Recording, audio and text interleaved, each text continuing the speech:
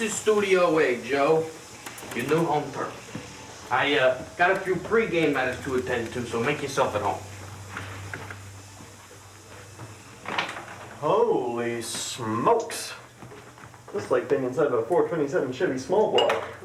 The Chevy 427 was a big block engine, but yeah, it seems like a well-oiled machine. Right, I always get those two mixed up. Hey, do you remember that call? Ah, there you are. I wasn't sure how you like your Joe. Joe, it's just black. Oh, thank you, Mr. Barnes. How we feeling, Joe? Oh, good. Mr. Barnes, I would love a coffee when you get a chance. Oh, yes, I'm sorry. Darling, do you like 2 or 3 sugars with you? And we don't have cream, just whole milk. I hope that's okay. Where's my PA? We need to get Mrs. Millionaire her coffee. On it, Mr. Barnes. But we need places 5 to live. 5 to life. Jeez, I'm counting crow. We gotta get a move on. All right, Joe. This isn't the Little Leagues anymore, okay? I know that you're a rookie to the lights and cameras, so it's all right if you make a few mistakes, okay? But what you did on that rinky-dink radio show of yours was heroic. So millions will be tuning in tonight for you. Millions? Millions, okay? That's why I've assembled the perfect team. The 27 Yankees of television, if you will. You notice that we've changed the names to benefit your show's theme. Oh, you didn't have... Let me introduce you. Joe, over here is Ben Billionaire. Okay, your trusty audio technician. You know him from the Dan Phillips Magical Music Hour. He's only taken off 3 sick days in the past 20 years. Bang, bang, boom, it's me, Ben! I love that guy. Over here is Gabby Gazillion. She is your co-host. She was made lead reporter on Gushing Gary all day at 22, graduated valedictorian from Columbia in journalism. She even made varsity basketball in high school, and she absolutely knocked one out of the park in her middle school recital. Pleasure to meet you, Joe. I've heard all about you. That radio show last week was tear-jerking. I mean, ratings that could even make TV weak. Oh, thanks, but that was... 1 to live. 1 to live. Jesus, this set is a team without a coach. Where's my director? Mr. Barnes, where's my seat? Now, Mr. Barnes, you hire yourself as a director, as well as producer, executive producer, showrunner. Right. Okay, let's get this show on the road. Mr. Barnes, my seat? Yes. We have a perfect viewing spot for you in the green room. Okay, well, come on, let me show you. Start the countdown. I trust it'll work out. Joe, look at me. Just pretend like this is your normal radio show, except better and for millions of viewers. Okay, let's move on. 5, 4, 3, 2. Oh, we're live. Wake up, America, because you're asleep at the wheel with Joe Millionaire. And I'm Gabby Gazillionaire riding shotgun. That's fun. Well, folks, I hope Can you move a little closer to the mic, Joe? Sorry. Better? Apologies, folks. Your old Joe here's still getting used to the new studio. Well, I hope you're having a fantastic morning. I know I am. How are things going on out there on the old Hollywood highway? Good joke, Joe. I bet our viewers loved that. Well, I suppose this is the first time you guys are seeing my face. Do you like it? My dad always used to say... Please move a little closer to the mic, Joe. Yeah, sure. Is this better? What? The mic. A little closer. The mic. Oh, slow it down there, Freddie Mercury, okay? Back it up. I'm sorry, are we live? Or what are we doing here? Joe? That sounded perfect. Okay. Sorry, folks. I guess your old Joe is better under the hood of a car than the studio lights. Thanks, Joe. If you're a new viewer or an old listener, sit back, relax, and enjoy the ride. Because here at Asleep at the Wheel, we talk all things cars. Up next, a new segment with NASCAR Noon. Last week, Ricky Knotts arrived at the first twin 125 race at Daytona Speedway, driving a Weaver-powered Oldsmobile. His hopes to win quickly dwindled on the 14th lap when he collided with an outside wall just beyond the finish line. His car spun wildly through the air, landing infield. The seat mount broke, and the 28-year-old died instantly. Joe, what are your thoughts? What do I think? I'm sorry, I'm sorry, what is this segment? What are your thoughts on the Oldsmobile? Is it a good car? Is it a safe car? Could you please move a little closer to the mic? Yeah, the Oldsmobile has seen a lot of different models over the years. Penelope, could you... Penelope... she's usually my fact check. What am I trying to say? I've seen a lot of bad accidents over the years. And many more of their aftermaths. It can be a deeply traumatic thing, even if you aren't harmed. So, if the family of Ricky is watching this right now, I'm sorry. And I hope you're doing all right. No one intended for this man to die, and not him, not the racers, not the engineers, not even the car. I'm sorry your grief is being broadcasted to the whole world right now, but just know that we're with you.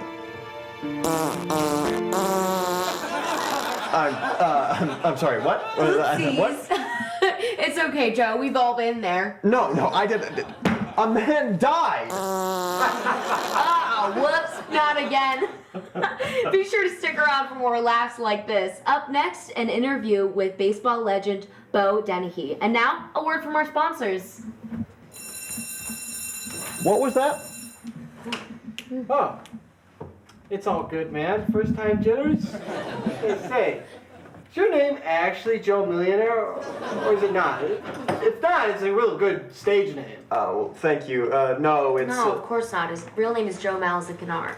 He had to change it because Middle America can't pronounce Polish names. Yes, but... Oh, so you're not an actual millionaire, huh? Sounds a little misleading. No, Of course not, dumbass. Do you think you're an actual billionaire? You're as close to being a billionaire as I am to a gazillionaire. I've seen the way you spend your money. I like buying blowing Twizzlers. Sue me.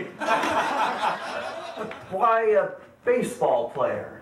Well, NASCAR's considered a sport, so I figured we could branch into real sports like baseball. Well, I don't do NASCAR normally either. Didn't you run a car radio show for almost 10 years? Well, yes, but it was a call-in show. People would call in if their engine was making a funny sound or if they found oil where they shouldn't have. One guy even got himself cut his tail. All right. Just pretend like this is any normal caller, except he's the greatest shortstop in the American League, and he's got a batting average, a trio. And talk to him about that instead of cars. I don't know anything about baseball. Really? With that performance last week, I figured you'd be, a bit more of a man's man. But that's all right. No, it's okay. We don't want to embarrass ourselves on live television, right? I mean, let alone the pilot. Let's see. Reschedule Dennehy and push up the Tina interview. She is a UK politician here to talk about her automobile policy. Is that all right?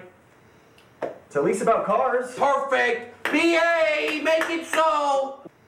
What?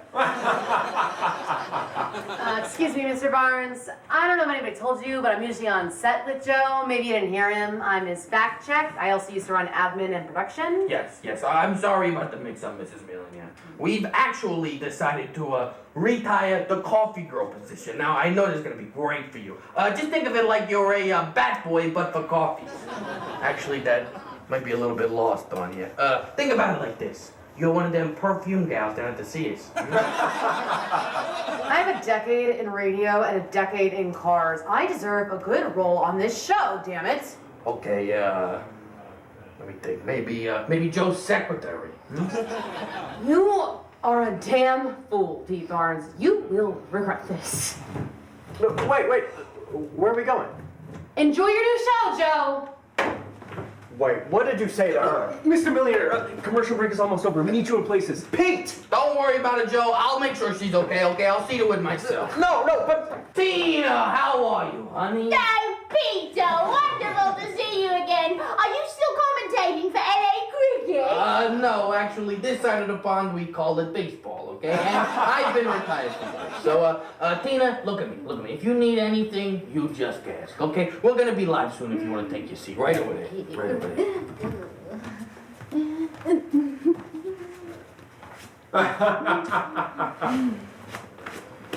5, 4, 3, 2.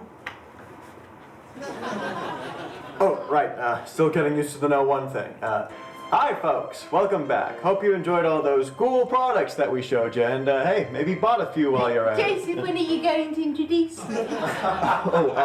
My apologies, Mrs.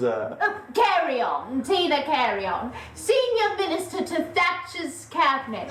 It's such a delight to be on this quaint little American show. Thank you for inviting me. Well, of course, Mrs. Carion. I'm told you're here to talk about cars. Joseph, you are a riot! I'm here to campaign for Margaret Thatcher, not discuss lorries.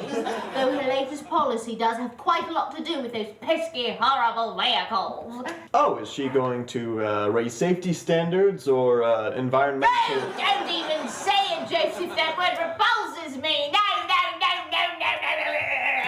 The cars are plenty safe. See, it's the people that are the problem. Okay. You see, Joseph, our two beautiful countries have a similar stain marring their full potential. The homeless. Whoa, what? You see, Joseph, 50% of the UK's homeless are currently living in their cars at this very moment, causing all sorts of traffic, taking up our parking spots, eating our children. No, Mrs. Carion, that is not true. It's simple facts, Joseph. Us millionaires must stick together against the wanton tyranny of the lower class. That's why Thatcher's making it illegal to own a vehicle without a proper home address.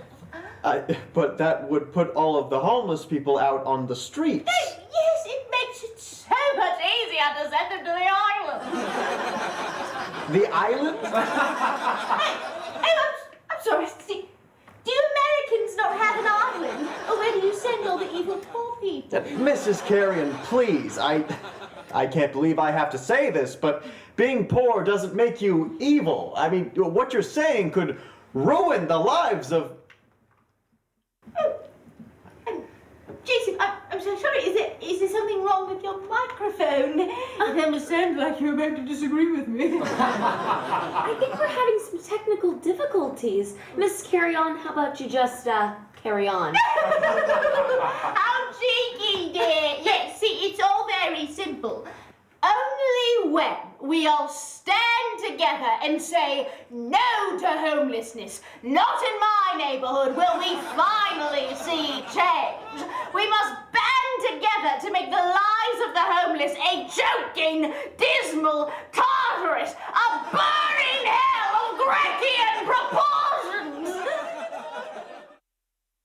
So, by strategically placing our indoor heaters outdoors during the summertime, we can make the average shantytown inhospitable.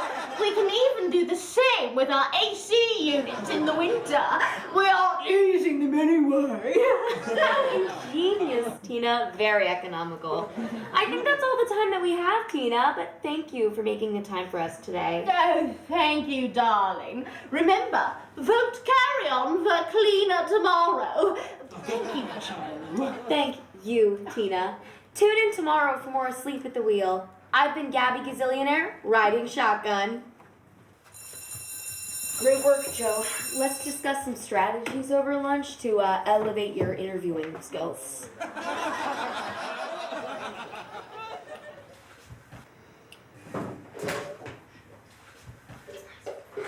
I've been there before. The shock and high of your first show, I remember mine. I just remember finishing up the final recording sesh of Mr. Tambourine Man. And I remember I said over the booth mic, Mr. Shatner, I think we're going to have to call Bob Dylan and apologize. Because this will be remembered as your song. And I was just in the moment of music history, paralyzed. Hendrix could have shot a gun in that building and I wouldn't have noticed.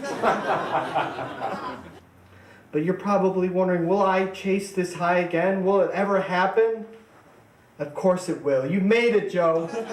This is going to be like the rest of your days, every day, day in and day out, you and me. Isn't that awesome? Joe, that was just wonderful. I I quit. What? Will you quit? I mean, thank you for this opportunity, really. It was great, but I just don't think this whole TV thing is my kind of thing. I loved doing this whole test drive with you all, but now I'd like to go back to Illinois with my wife and call it a wash. Joe, I know it wasn't great, but it was a start, okay? We did something. Yeah, I mean, once we turned your mic off, the interview was saved. And the viewership loved NASCAR Noon. That was all you. No, that was... Joe, what she's saying is you don't throw out the ketchup with the mint, okay? There's no crying in baseball, Joe. You just gather your bats and you come in next game ready, okay? When you lob the fast one down center, you don't balk, Joe. You hit it into left field, run the first, round the second, get the third, go home, grand slam, home run. Oh my gosh! Listen to me. I don't know much about how you do things here in Hollywood, but that was not right. This is not right. Letting someone so clearly evil speak to millions is wrong. The viewer data I indicate... got it, Gabby. I got it. Well, you're right about one thing, Joe. You don't know nothing about what we do here in Hollywood. Okay? We're not just trying to whip up air for 2 hours for the guy stuck on the interstate. Okay, we are salesmen. Why do you think you bought this here magazine, Joe? Is it because you read all the other ones? You think there's something special about this one? No. I think you bought this magazine because you saw the words worldwide scandal above a familiar face and a feeling deep inside you of fear that you may not know the next big thing. Or that your peers may label you a dunce, so you may be on the outside of the water cooler conversations, is why you bought this. Okay, you bought this because there are guys like us in rooms like this one fighting for your time. And we're fighting for your eyes. Okay, that's why you bought this. You know, baseball was just a way for union guys to kill time. Because of guys like us, a guy like Dave Winfield can be signed for $23 million. Do you understand, Joe? Pete, I'm not cut out for that. 2 weeks ago, I was teaching people the difference of a and I'm not trying to be the richest guy ever or change the world or be the next baseball, for God's sake. I helped one guy out, like anyone would. And now all this, I just want to go back. Well, you can't, Joe, because I stuck out my neck to make this happen. Okay, there are people's jobs, paychecks, livelihoods on the line, Joe. I can't just throw out the whole team because one player doesn't want to play. Okay, and it doesn't even matter anyways, Joe, because I own you. I own your show, I own all your episodes, I own everything you've ever said on air. Okay, hell, I even own your name, Joe Millionaire. So you can go home now if you want, Mr. Malazikna, but you can't go back. And I will make sure that you never, ever, ever step foot in a radio station ever again.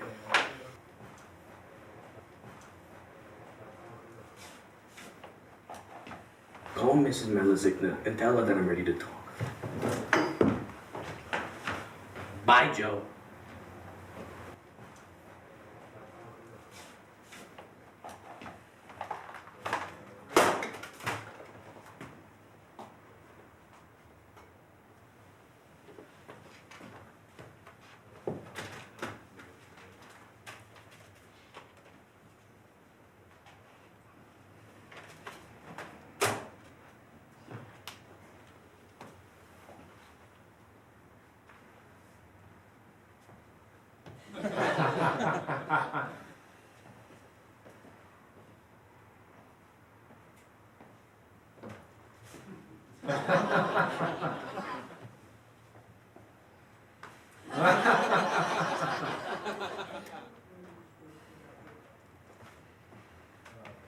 Are you having a seizure? No,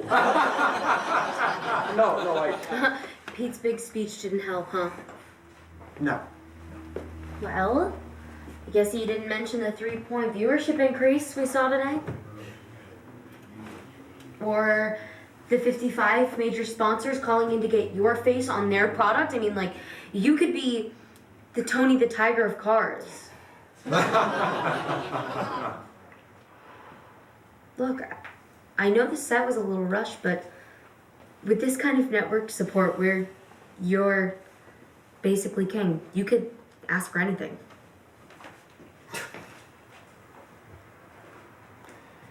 If I could ask for anything right now, it would be a dark bronze metallic C4 Corvette with the saddle interior. Wait, what? How do you know that? You mentioned it like a dozen times on your show. Episode 106, episode 289, episode 455, and then immediately after in episode 456. You watched my show? Of course. Like, the whole thing? How? What? When Pete made the choice to pick you up, I had to know everything about you. Luckily, you had years of archived shows. Wow, so you... Fajita time! Hey, newbie! Hope you're ready for some sizzling hot fajitas.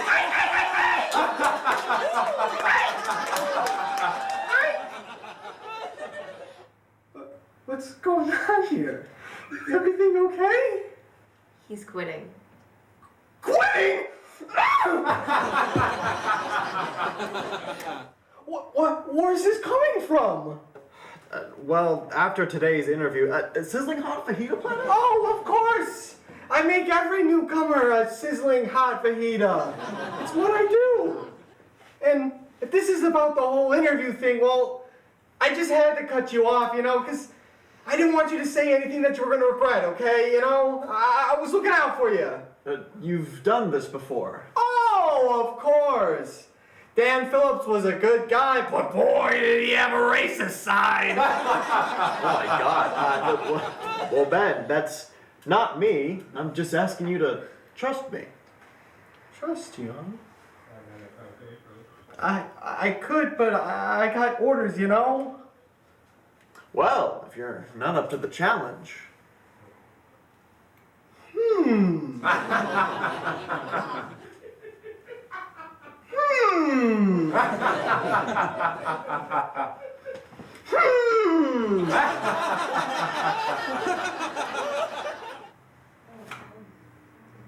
You really know how to convince a guy. This must be why you're a millionaire. Wait. Okay, so you're telling me you have the ability to make an entire sizzling fajita platter in the green room? You can even bring stuff from home. So, if you do a good job, we can maybe get you a PA position. Director. Penelope, I'm so sorry. Joe, I think you need to stay. What? You need to stay. I'm lost, dear. I thought you hated it here. Joseph. Of course I hate it here. It's mismanaged, backwards, and most of the time, downright stupid. But it's huge. That broadcast went out to millions of people. Way more than 1,000 we get in Carthage. Just means I made a fool out of myself in front of 10 times as many people as I used to. You're a fool if you quit.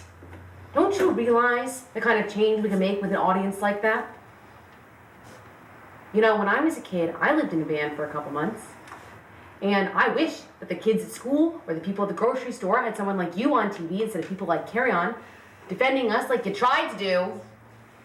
But I failed, Penelope. I just talk about cars, not the world, not politics. If they wanted someone to talk about cars, they would have hired me. And you didn't fail, you big dummy. You're just getting started. Okay. But I can't do that again. I can't do it without you. No, you cannot. I love you. I love you too. All right, I'll stay.